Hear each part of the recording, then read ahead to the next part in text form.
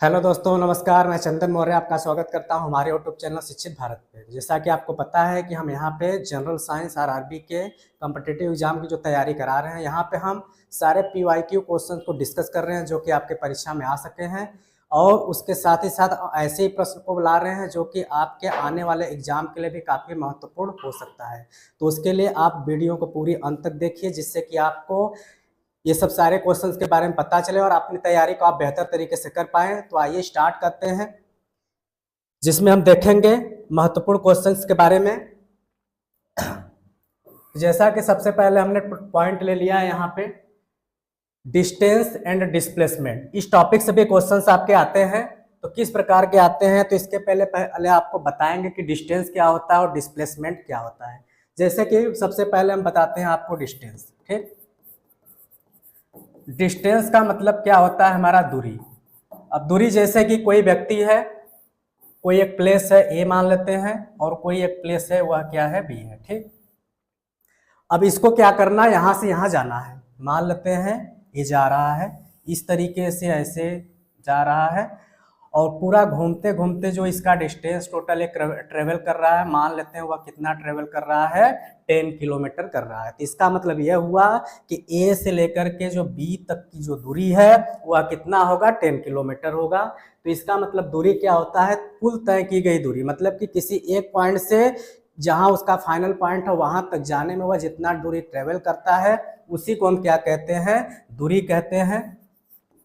और दूरी को हम क्या कहते हैं, डिस्टेंस कहते हैं। ठीक, बस यही आपका है कि दूरी क्या होता है, एक पॉइंट से जहां पे जाना है वहां तक की दूरी, वह चाहे जैसे घूमते घूमते जा रहा है, जो टोटल मतलब कि हमारा इस पॉइंट से इस पॉइंट तक का जो भी डिस्टेंस हो रहा है घूमते फिरते, वही सारी दूरी को मिला करके हम क्या कहते हैं, उसको डिस्टेंस कहते हैं। ठीक, अब वही दूसरा हमारा क्या है, डिस्प्लेसमेंट। अब ये डिस्प्लेसमेंट क्या होता है, डिस्प्लेसमेंट को बोलते हैं विस्थापन। अब विस्थापन क्या होता है, ये तो हमारा डिस्टेंस जो होता है ये हमारा कुल दूरी बताता है कि कोई ऑब्जेक्ट कुल दूरी कितना ट्रेवल किया, जबकि ये क्या बताता है, शॉर्टेस्ट डिस्टेंस।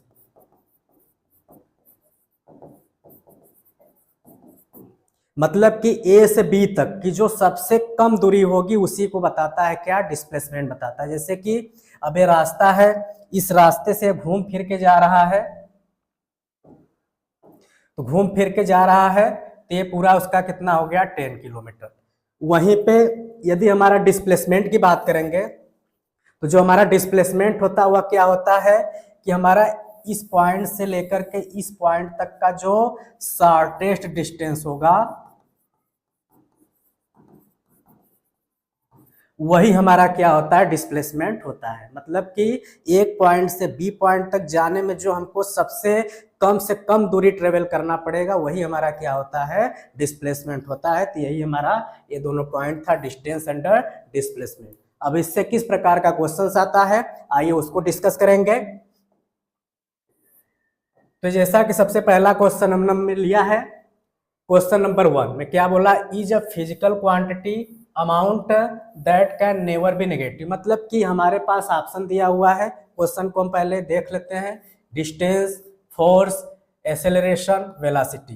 हिंदी की बात करेंगे तो वह भौतिक मात्रा राशि कौन सी है जो कभी भी ऋणात्मक नहीं हो सकती। मतलब इसमें से हमारा ऐसा कौन सा फिजिकल क्वांटिटी है जो कभी भी नेगेटिव नहीं हो सकती है। तो आइए देखते हैं। तो सबसे पहले हमारा क्या है, डिस्टेंस। डिस्टेंस को हम दूरी कहते हैं, बल कहते हैं, त्वरण हो गया, वेग हो गया। अब इसमें से ऐसा क्या होगा कि जो कभी भी नेगेटिव नहीं हो सकता है। तो जैसे एक्सेलरेशन हो गया, वेलोसिटी हो गया, फोर्स हो गया, ये आपका नेगेटिव में आप चीजें आ सकती हैं, लेकिन जो डिस्टेंस होता है वह कभी भी आपका नेगेटिव में नहीं हो सकता। तो इसका जो ऑप्शन नंबर होगा वह क्या होगा, ऑप्शन नंबर ए सही होगा कि जो दूरी है वह कभी भी नेगेटिव नहीं हो सकता है। ठीक, चलिए आगे चलेंगे क्वेश्चन की तरफ। क्वेश्चन नंबर हमारे पास क्या है, 2 में क्या है question, is used to describe the overall motion of an object and to find its position in terms of its initial position at the given time. Hindi की बात भी कर लेते हैं। वह क्या राशि है, क्या उसका उपयोग किसी वस्तु की समग्र गति मतलब गति का वर्णन करने और किसी निश्चित समय पर उसकी प्रारंभिक स्थिति के संदर्भ में उसकी अंतिम स्थिति जानने के लिए किया जाता है। मतलब कि आपका प्रारंभिक स्थिति है और अंतिम स्थिति दिया है, तो वहां पे उसके लिए हमारा क्या ऑप्शन नंबर होगा, दूरी और विस्थापन। मतलब कि जैसे कि ये हमारा एक पॉइंट हो गया, एक पॉइंट ए हो गया, ठीक।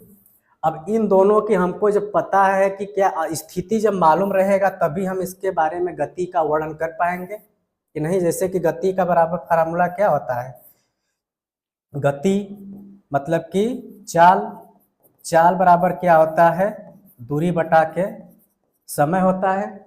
तो यह दूरी हमको जैसे गति निकालना है तो चाल मतलब और चाल दूरी, दूरी मतलब किस पॉइंट से इस पॉइंट के बीच में क्या दूरी है, प्लस वहां से यहाँ जाने में वह कितना समय ले रहा है। तो इसी को निकालने के लिए हमको क्या जानने की जरूरत रहेगी, उसके स्थिति के बारे में। तो वहां पे वही हो जाएगा, दूरी और विस्थापन के लिए हमें उसका जो है कि प्रारंभिक स्थिति और अंतिम स्थिति के बारे में जानकारी होना आवश्यक है, ठीक। तो आइए चलते हैं अगले क्वेश्चन की तरफ। अगला क्वेश्चन में क्या बोला गया है, क्वेश्चन नंबर बोला गया है the product of velocity and time. मतलब कि वेलोसिटी और प्रोडक्ट है किसके साथ, टाइम, इसके बराबर ये किस रिलेशन को बताता है। मतलब वेग और समय का गुणनफल प्रदान करता है। क्या प्रदान करता है, विस्थापन, दूरी, गति या समय, यही आपका क्वेश्चन में है। डिस्प्लेसमेंट है, डिस्टेंस है, स्पीड है और क्या है, मोमेंटम है। तो जैसे कि हमें पता है कि जो वेलोसिटी होता है बराबर क्या होता है हमारा डिस्प्लेसमेंट अपॉन टाइम।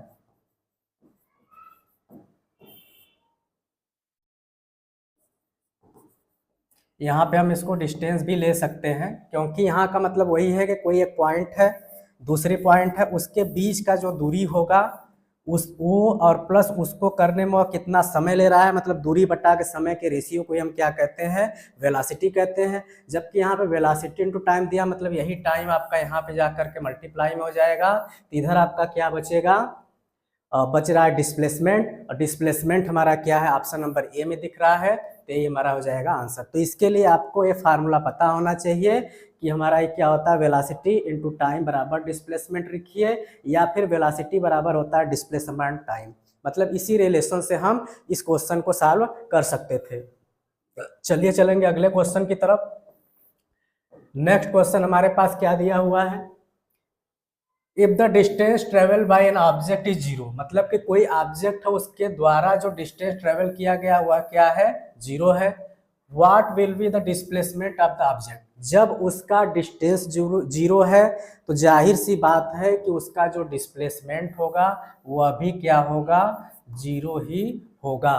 तो इसमें हमारा ऑप्शन नंबर सीधे, बहुत ज़्यादा इसमें कैलकुलेशन करने की भी जरूरत नहीं है, ज़्यादा कोई ट्रिक भी नहीं है। जब यहाँ पे इसने बोल दिया है कि उसका क्या है, डिस्टेंस जीरो है, तो डिस्प्लेसमेंट भी हमारा क्या होगा, जीरो ही होगा, ठीक। जो कि हमें ऑप्शन नंबर ए में दिख रहा है। चलेंगे अगले क्वेश्चन की तरफ।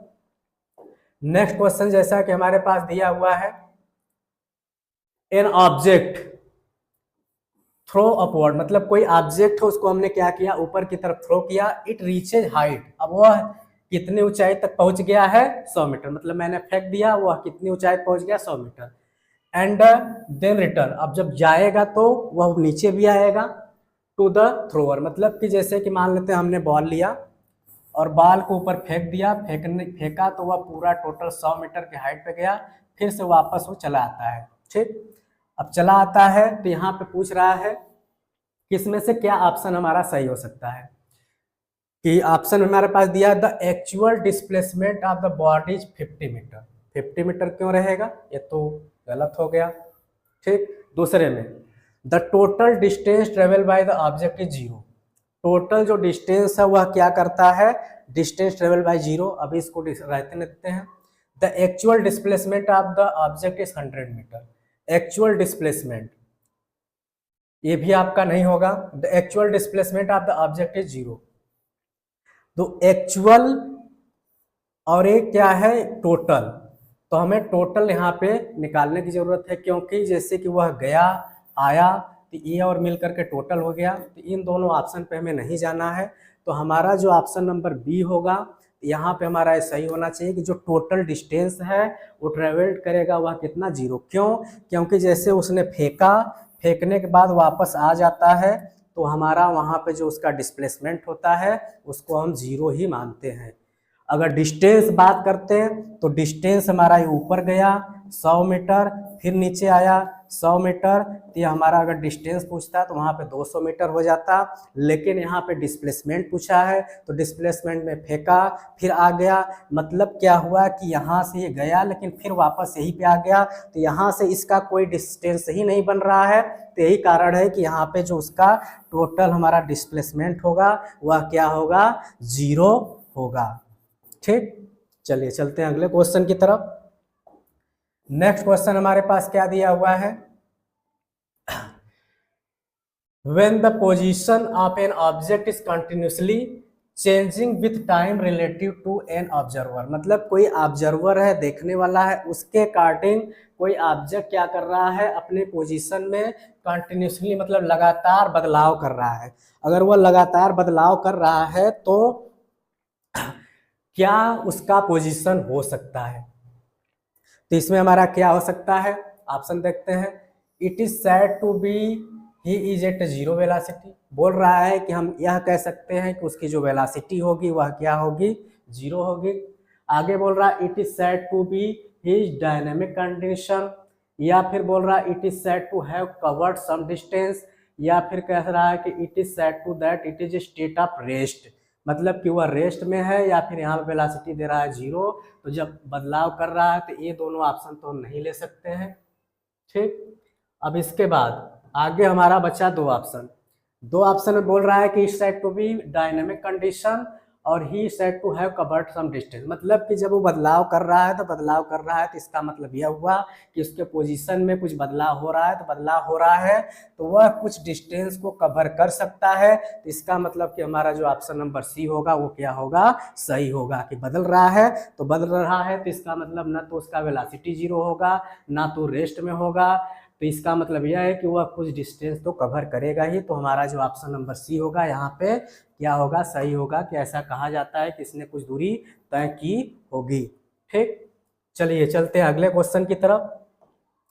अगला क्वेश्चन से पहले हमारा एक टॉपिक है। टॉपिक क्या दिया है, स्पीड वेलासिटी। ठीक, स्पीड को हम क्या कहते हैं, गति कहते हैं, और वेलासिटी को क्या कहते हैं, वेग कहते हैं। गति को हम चाल भी कह सकते हैं। ठीक, अभी क्या होता है इसके बारे में आइए डिस्कस करते हैं। तो हमारा क्या बोल रहा है, स्पीड। ठीक, स्पीड बराबर क्या होता है हमारा फार्मूला, कुल तय की गई दूरी। मतलब कि कोई ऑब्जेक्ट कुल कितना दूरी को तय करता है, और उस तय करने में दूरी को वह करने में वह कुल समय कितना लेता है, उसके अनुपात को हम क्या कहते हैं, स्पीड कहते हैं।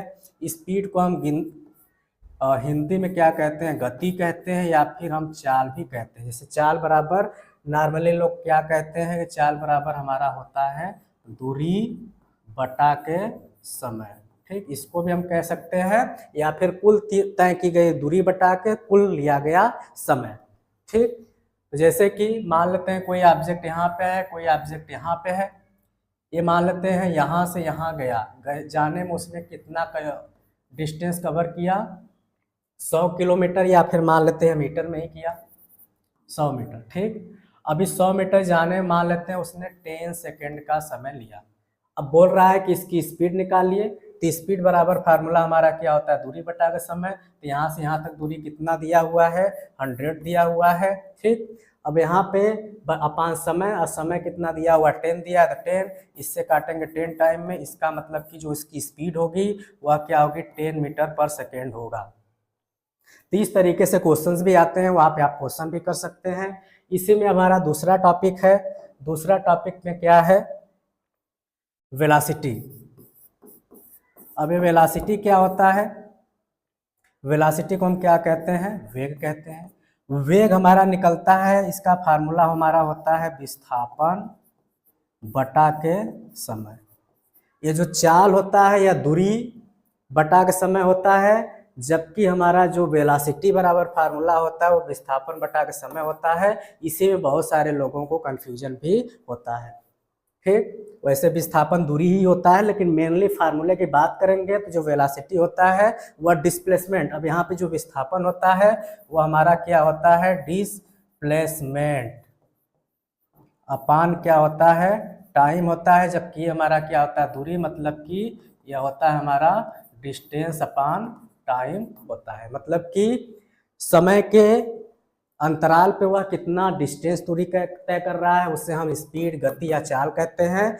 यहाँ पे वह कितना विस्थापन समय के अकॉर्डिंग कर रहा है तो वह हमारा क्या होता है, वेलोसिटी, जिसको वेग कहते हैं, ये होता है। यहाँ पे भी वही चीज़ हो सकता है कि जैसे कोई ऑब्जेक्ट था, इस पे हमने कुछ लगाया, इसमें वेलोसिटी आ गया, वेलोसिटी की वजह से ये अपने पोजीशन में क्या कर लिया, बदलाव कर लिया। तो बदलाव कैसे किया होगा, जैसे हमने फोर्स लगाया होगा तो इसमें मोशन आया होगा, मोशन की वजह से एक जो जगह से दूसरे जगह पे चला गया तो यहाँ पे हम वेलोसिटी आ रहा है, तो मतलब मान लेते हैं कि अभी हमारा 100 मीटर ही चला गया और 100 मीटर जाने में वह कितना समय लिया, मान लेते हैं 10 सेकेंड ही समय लिया। तो चीज़ें सेम रहेगी, बस फार्मूला हमारा क्या होगा, बदल जाएगा, 100/10 रहेगा। यहाँ पे भी ये वेलोसिटी का भी फार्मूला हमारा वही होता है, कटने के बाद वो आ जाएगा 10 और ये हमारा मीटर पर सेकेंड ही रहेगा। मतलब ये चीज़ें, सारी चीज़ें वही रहेगी, बस फार्मूला में थोड़ा बदलता है, किसमें हमारा डिस्टेंस होता है, किसमें स्पीड में, और वेलोसिटी में हमारा क्या लिया जाता है, डिस्प्लेसमेंट लिया जाता है। बस यही चीज़ यहाँ पे है। चलिए इस पे अब रिलेटेड क्वेश्चंस को देखेंगे। क्वेश्चन जैसा कि हमारे पास दिया हुआ है फर्स्ट कि a driver drives his car, मतलब कोई ड्राइवर है वो अपने कार को चलाता है एट द कांस्टेंट स्पीड से चलाता है, एंड द कवर डिस्टेंस, मतलब यहाँ पे डिस्टेंस हमें दे रहा है कि डिस्टेंस उसने कितना कवर किया हुआ है, 288 मीटर किया इन 60 सेकेंड। और यहाँ पे उसके बाद और भी दे रहा है कि टाइम कितना लिया, 60 सेकेंड को लिया हुआ है। तो हमें बोल रहा है कि फाइंड स्पीड। अब हमें सीधे सीधे, अभी हमने फार्मूला बताया, पहले क्वेश्चन को हिंदी में भी देख लेते हैं, बहुत सारे बच्चे हिंदी वाले भी देख रहे होंगे। तो जैसे क्या बोला, एक चालक अपनी कार को स्थिर गति से चलाता है और 60 सेकेंड में 288 मीटर जाता है, तो दूरी तय कर लेता है। तो गति ज्ञात कीजिए, गति मतलब कि स्पीड। अब जैसे आप भी होंगे, बाइक चला रहे होंगे तो वहाँ पे आपका ऑडोमीटर में क्या होता है, स्पीड दिखाता है, प्लस मतलब कि कितने समय में आप कितना किलोमीटर जाते हैं, तो ये सब सारी चीज़ें होती है, वहाँ से हम निकालते हैं। और यहाँ पे हमारा क्वेश्चन में है तो हमें निकालना है स्पीड, तो हम सीधे फार्मूला लिखेंगे कि हमारा जो स्पीड बराबर होता है वह क्या होता है, डिस्टेंस अपान टाइम होता है। ठीक, अब डिस्टेंस हमारा यहाँ पे कितना दिया है, 280 दिया है, और नीचे हमारा क्या दिया है, 60 दिया है। अब हम क्या कर लेते हैं, कट करते हैं।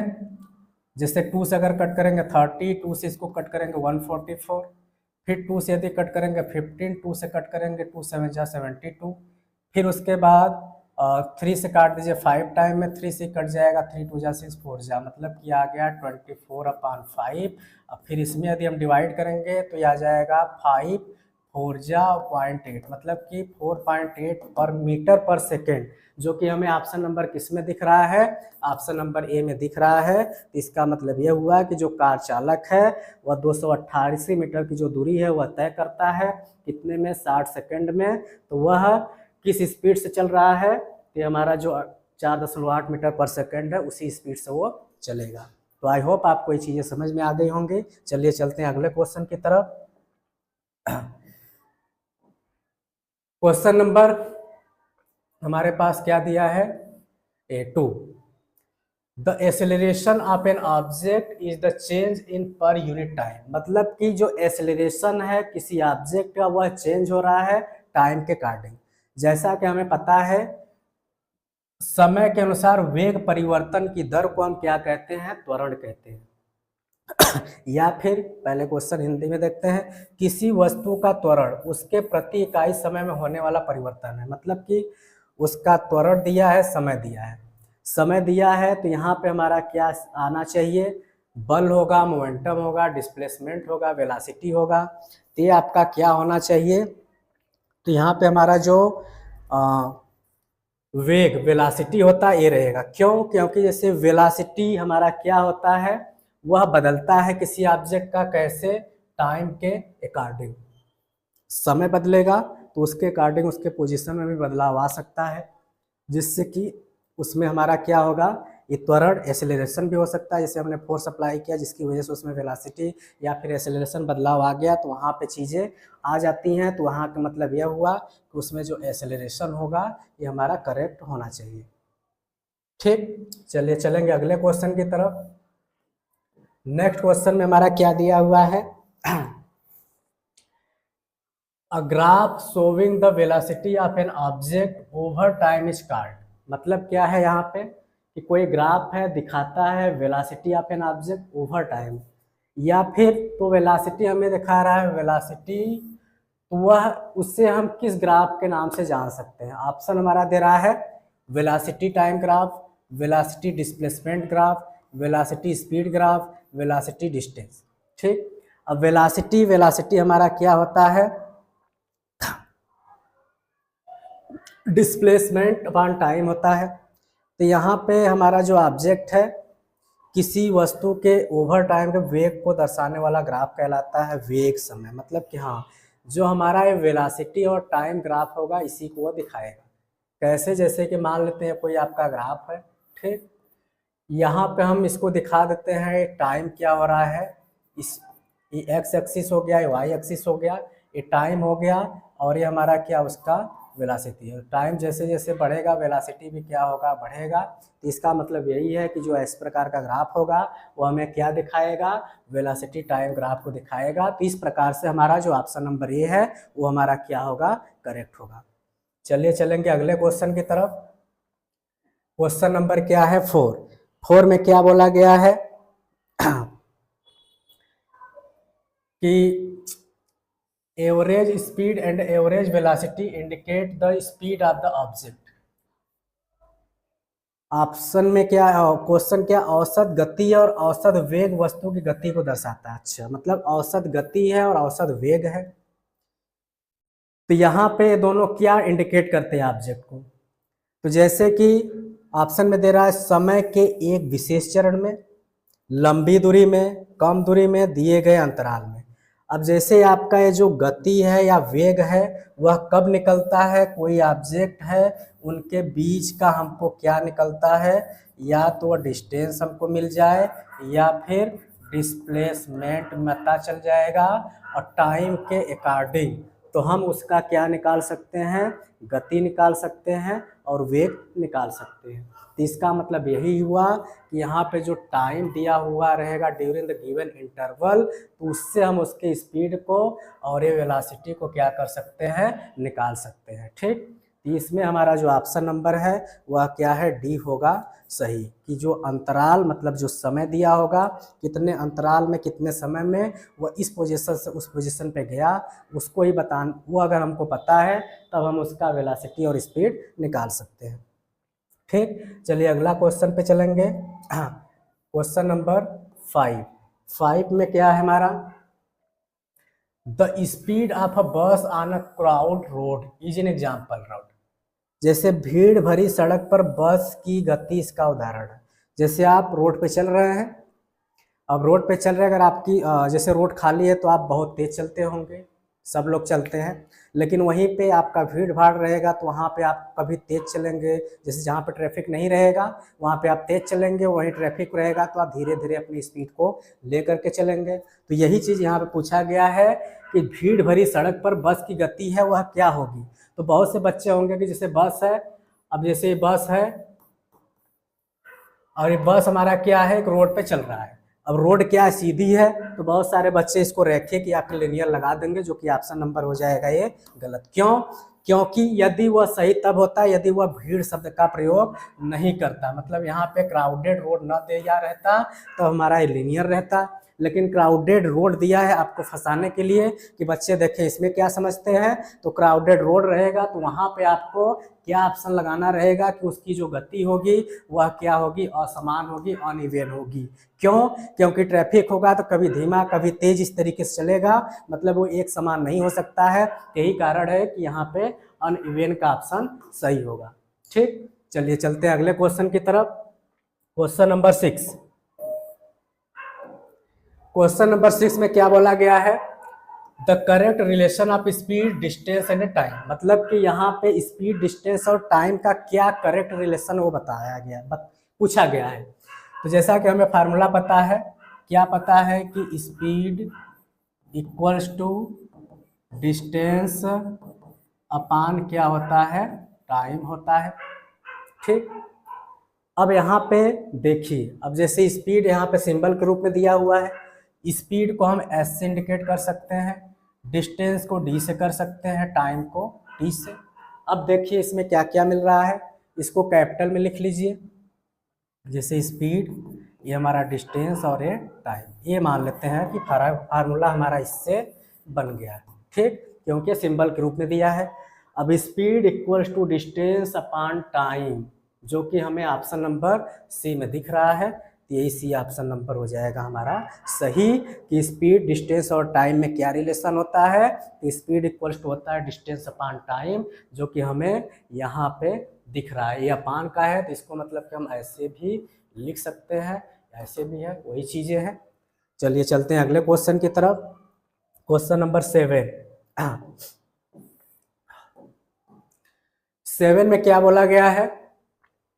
The instantaneous velocity and average velocity are equal when in object. मतलब कि यहाँ पे बोल रहा है कि उसकी जो वेलोसिटी और क्या है, इंस्टेंटेनियस वेलोसिटी और एवरेज वेलोसिटी इक्वल कब होगा? ऑप्शन हमारे पास है, हैज यूनिफॉर्म एक्सेलरेशन, मतलब कि उसका जो त्वरण है यूनिफॉर्म मतलब लगातार हो रहा हो, मूविंग इन अ सर्कल, वह सर्कल में मूव कर रहा हो, हैज वेरिएबल एक्सेलरेशन, मतलब उसका जो एक्सेलरेशन हुआ क्या हो, वेरिएबल हो, बदल रहा हो, है जीरो एक्सेलरेशन, मतलब उसका एक्सेलरेशन क्या होगा, जीरो होगा। तो यहाँ पे बोल रहा है इक्वल। कभी भी आपके क्वेश्चन में यदि इक्वल की बात हो रही है, कब हो रही है? वेलोसिटी के लिए हो रही है, तो वहाँ पे आपको सीधे सीधे यह ऑप्शन लगा देना है कि उसका यदि त्वरण जीरो रहेगा तभी उनका तात्कालिक वेग और औसत वेग क्या होता है, बराबर होगा। अगर ये नहीं होगा जीरो तो इसका मतलब यह है कि वह बदलता रह सकता है। ठीक, चलिए चलते हैं अगले क्वेश्चन की तरफ। Question number 8। 8 में क्या बोला गया है? The rate change of displacement is called. विस्थापन परिवर्तन की दर क्या कहलाती है? विस्थापन परिवर्तन की दर, विस्थापन मतलब क्या, डिस्प्लेसमेंट। डिस्प्लेसमेंट के लिए हम क्या निकालते हैं? वेलोसिटी निकालते हैं। क्योंकि अभी हमने डिस्कस किया था कि जो हमारा वेलोसिटी का फार्मूला होता है वह क्या होता है, डिस्प्लेसमेंट अपान टाइम होता है। तो यहाँ पे वही बोला गया, डिस्प्लेसमेंट है, बदल रहा है, तो उसे हम क्या कहेंगे? तो उसे हम वेलोसिटी कहेंगे, जो कि हिंदी में क्या होता है, वेग होता है। तो यही हमारा ऑप्शन नंबर क्या होगा, सही होगा। ठीक, चलिए चलते हैं अगले क्वेश्चन की तरफ। क्वेश्चन नंबर क्या है अगला? 9। If an object covered an uneven distance, मतलब कोई ऑब्जेक्ट है कवर करता है uneven distance in the same time. जैसे कि मान लेते हैं, यहाँ पे हम एक कॉलम के द्वारा आपको बताएंगे कि जैसे मान लेते हैं हमारा क्या है, सेम इंटरवल टाइम, मतलब मान लेते हैं हमारा ऊपर टाइम है और ये ले रहा है डिस्टेंस कवर। जैसे मान लेते हैं 1 घंटा में पहले वह 10 किलोमीटर चला। ठीक, अगला फिर जैसे कि पहले घंटे में वह 10 किलोमीटर चला, अगले घंटे में वह 1 घंटे का समय ले रहा है लेकिन अब वो चल रहा है 20 किलोमीटर। ठीक, अगला 1 घंटा में फिर से चल रहा है वो 15 किलोमीटर। मतलब क्या हुआ कि वह समय 1-1 घंटे ही ले रहा है, लेकिन वहाँ पे वह दूरी क्या कर रहा है, अलग अलग, मतलब कभी 10, कभी 20, कभी 50, मतलब कि समय समान हो लेकिन उस सेम इंटरवल में, लेकिन वह डिस्टेंस क्या करता है, अलग अलग ट्रेवल करता है। तो वहाँ पे हमारा जो उसका स्पीड होगा वह क्या होगा, अनइवन होगा, असमान होगा। क्यों? क्योंकि जब समय के साथ वह क्या कर रहा है, दूरी को भी अलग अलग कर रहा है, तो जब स्पीड भी निकालेंगे तो स्पीड भी अलग अलग ही आएगा। अलग अलग को हम क्या कह सकते हैं, असमान गति।